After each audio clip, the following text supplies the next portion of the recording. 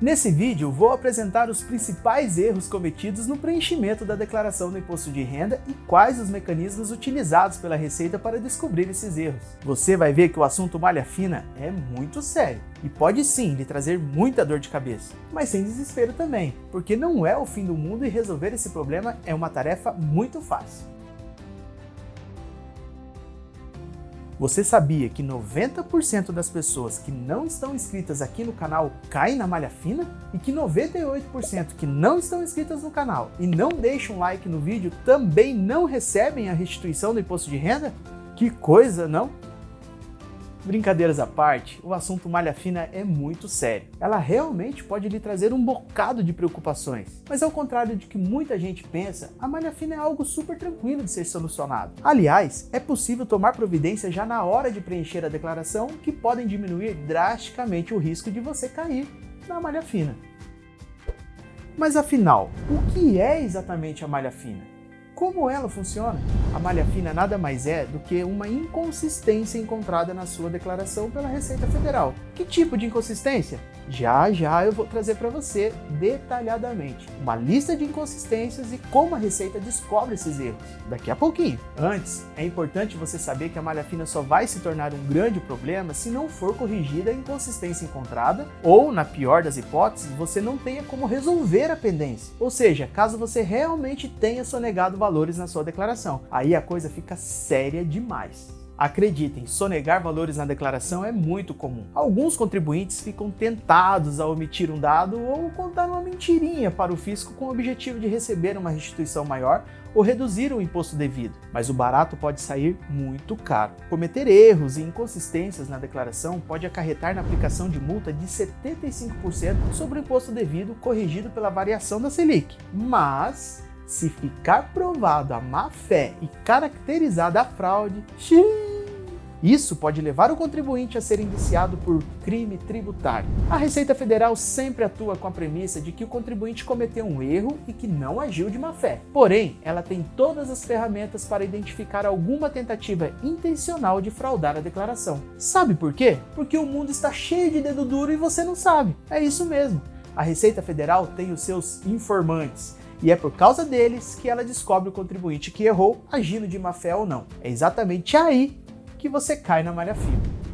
Agora vamos lá, conforme eu prometi, vamos ver quais são os principais X9 da Receita e as inconsistências que são geradas.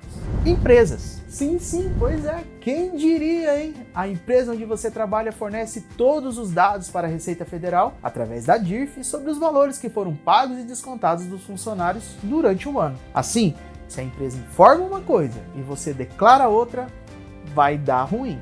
Bancos e outras instituições financeiras. Através de uma obrigação acessória chamada e-financeira, são prestadas informações sobre as operações financeiras de interesse da Receita Federal. Portanto, não vai adiantar nada omitir valores de contas correntes, poupanças, investimentos, previdência, etc. Convênios médicos, hospitais e profissionais de saúde. Essa categoria também informa a Receita Federal alguns dados através da Declaração de Serviços Médicos e de Saúde, a DMED. Esse documento tem os dados sobre o beneficiário do serviço e os valores pagos por ele. Portanto, incluir dependentes que não existem em gastos com um plano de saúde é um péssimo negócio. Construtoras imobiliárias e cartórios. Administradoras de imóveis, imobiliárias, construtoras e incorporadoras são obrigadas a entregar a Declaração de Informação sobre Atividades Imobiliárias, a DIMOB, que relata todas as operações realizadas por elas, detalhando os valores das transações.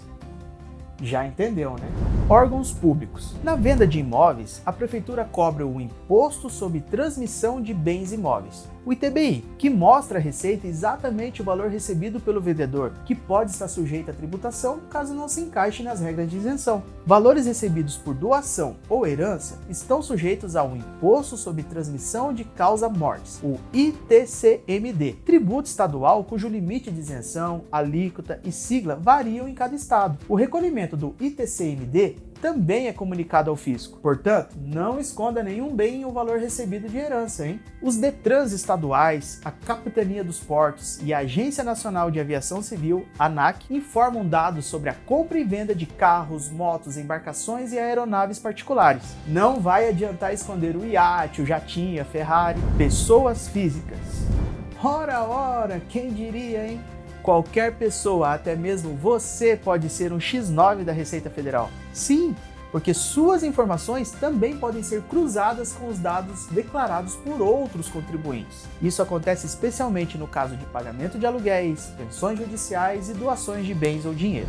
Dependentes. A Receita Federal tornou obrigatório a inclusão do número do CPF de dependentes de qualquer idade na declaração. O objetivo é evitar que o dependente seja registrado em duas declarações ao mesmo tempo e facilitar o rastreamento de possíveis rendimentos recebidos pelo dependente. Não basta informar somente o dependente. Lembre-se, você é obrigado a informar também as despesas, os rendimentos, os salários, pensões, mesadas, imóveis, carro, moto, auxílio emergencial, enfim, tudo que estiver em nome do seu dependente. Ocultar essas informações é um dos maiores motivos de retenção da declaração em malha fina. Outras situações. Para fechar a nossa lista, vale lembrar que sua declaração pode cair na malha fina por motivos banais. Por exemplo, o mais comum deles, o erro de digitação.